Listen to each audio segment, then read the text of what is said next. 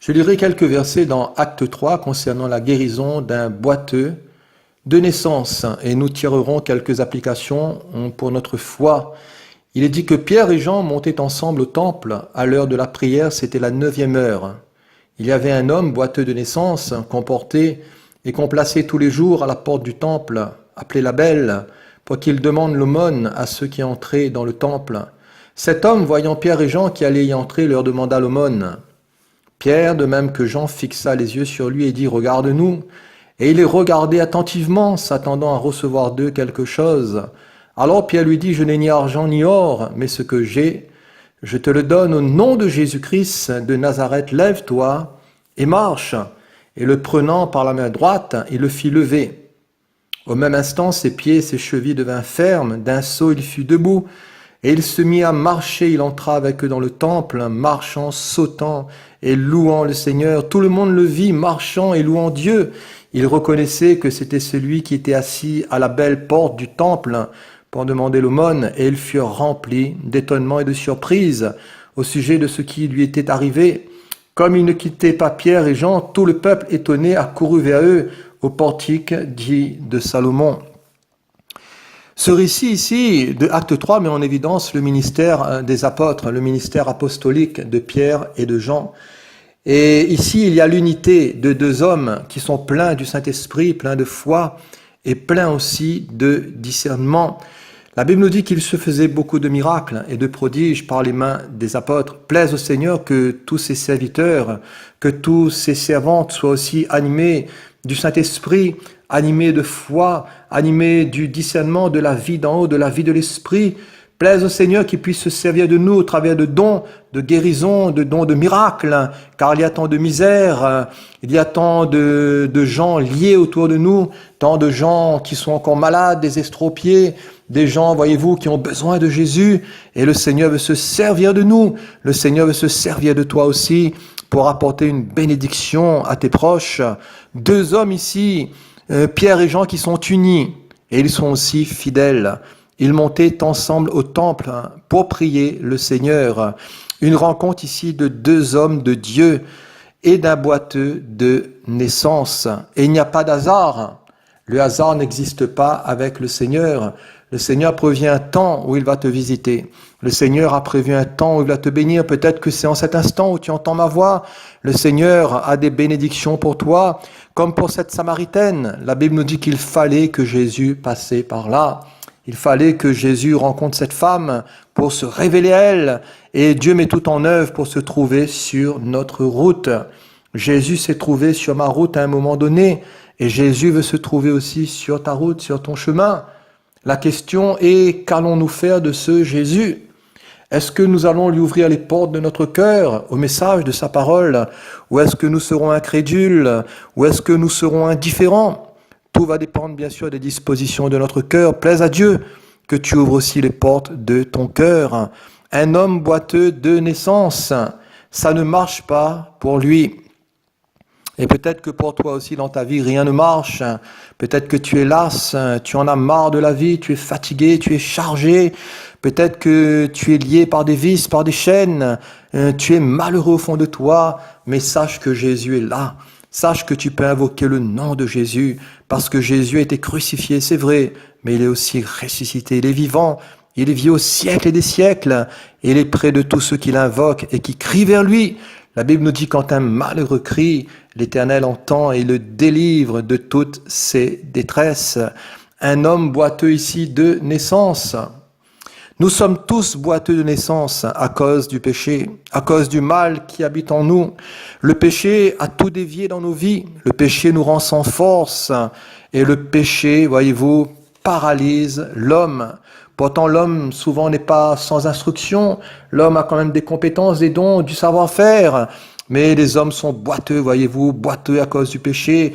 Et cet homme boiteux de naissance est un homme qui est frappé d'impuissance. Et les hommes sont dominés par le diable.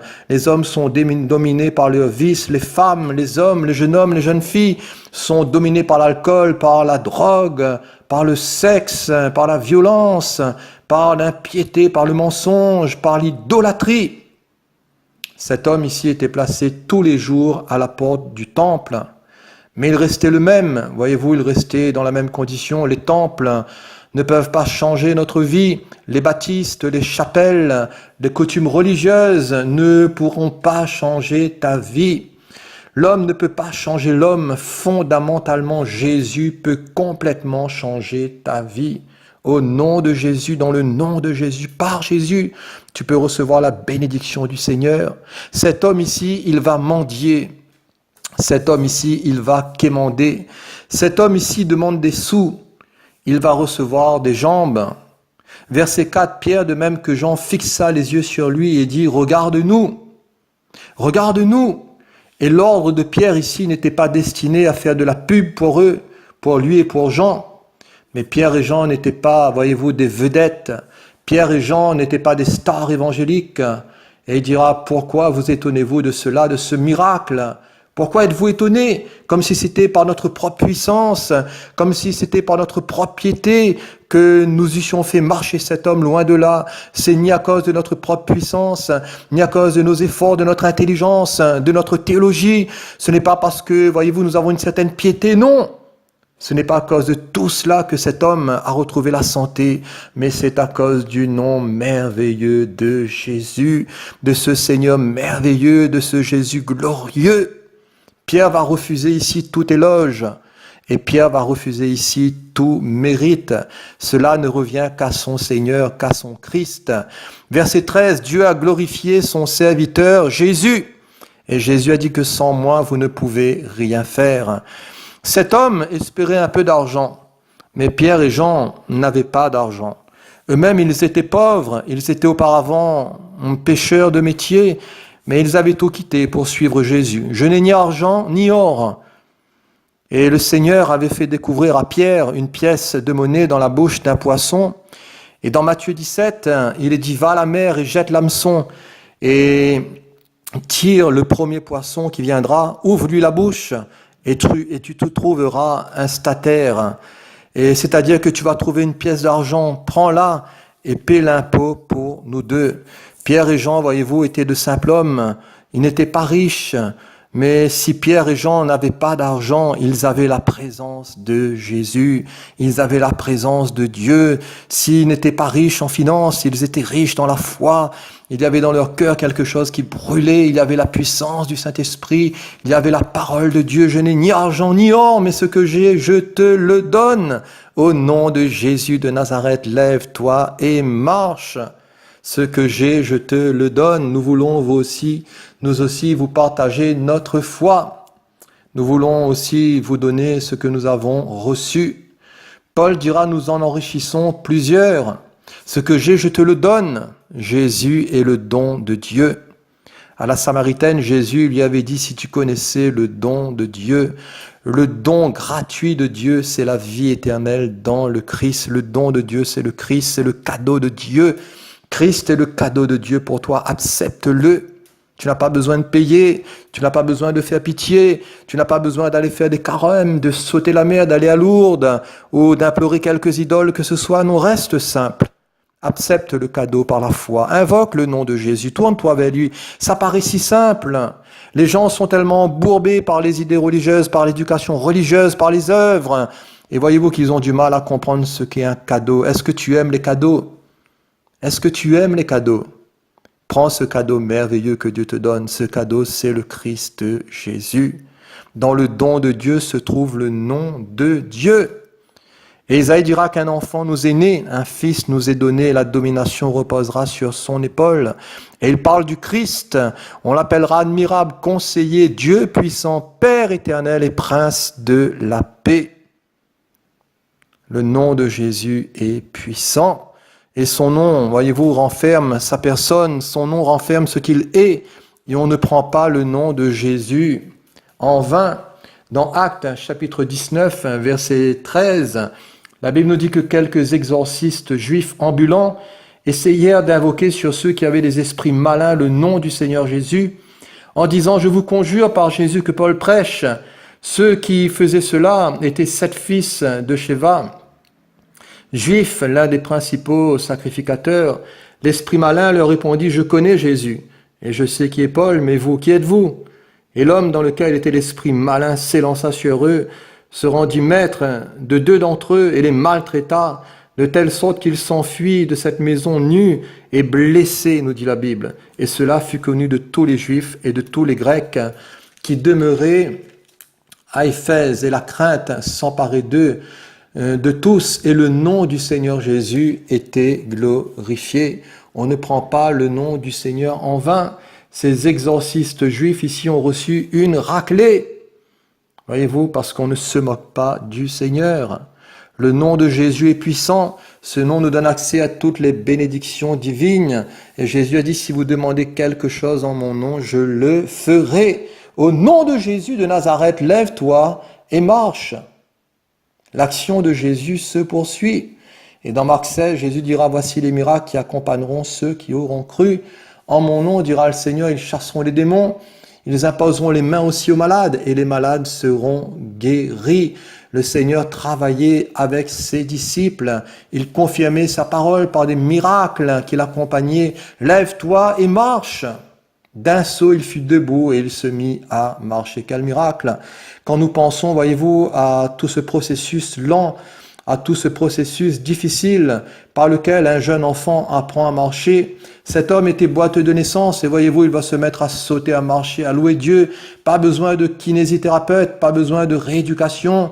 Voyez-vous, cet homme a goûté un miracle extraordinaire. Le Dieu de la Bible est le Dieu du miracle. Le Seigneur ne fait pas du bricolage. Quand le Seigneur agit, guérit, il le fait pour de bon.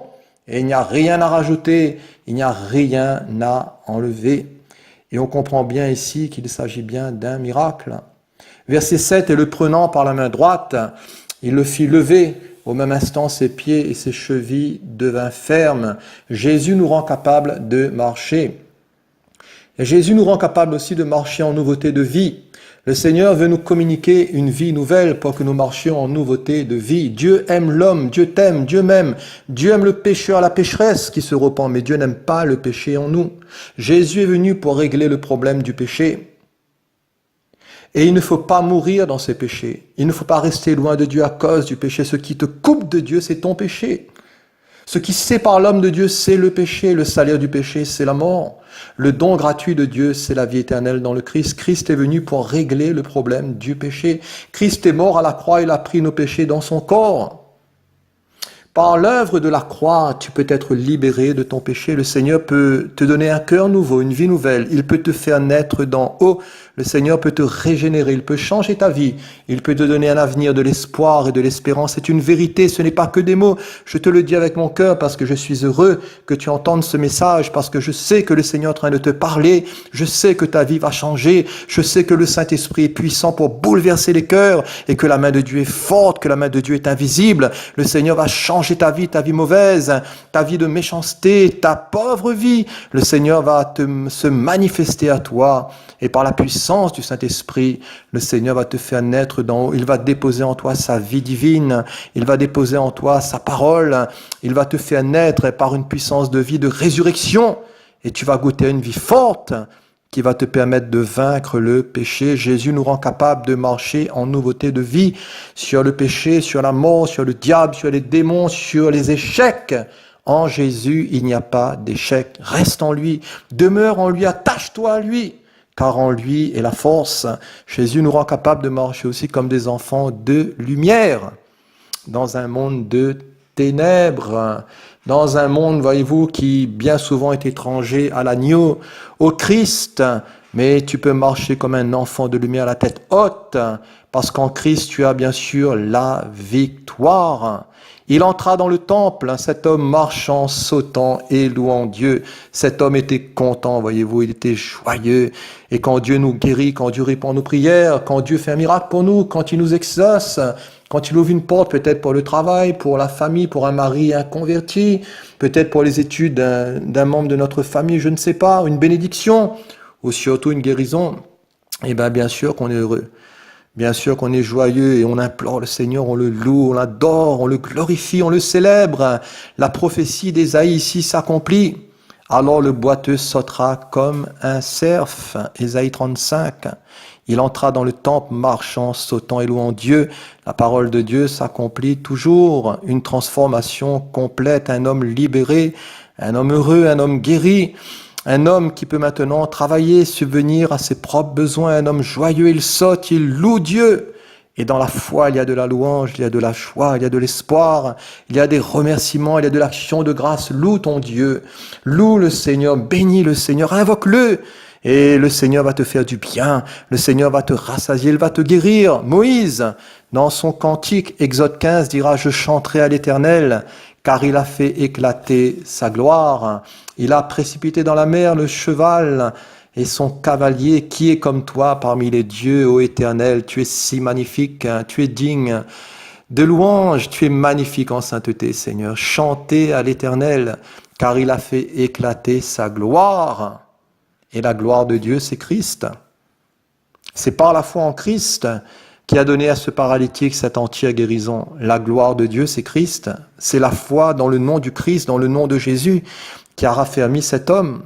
C'est par Jésus que cet homme maintenant se présente en pleine santé. Ce miracle ici va fournir à Pierre l'occasion d'annoncer au peuple l'évangile. Et au verset 11, Pierre dira à ces Juifs, « Ce Jésus que vous avez crucifié, Dieu l'a ressuscité. » Et Pierre va les exhorter à se repentir et à se convertir. Verset 19, « Repentez-vous donc et convertissez-vous pour que vos péchés soient effacés. » Ces Juifs qui avaient ôté la vie à Christ, Dieu était disposé à leur donner la vie en Christ, parce que Christ était ressuscité.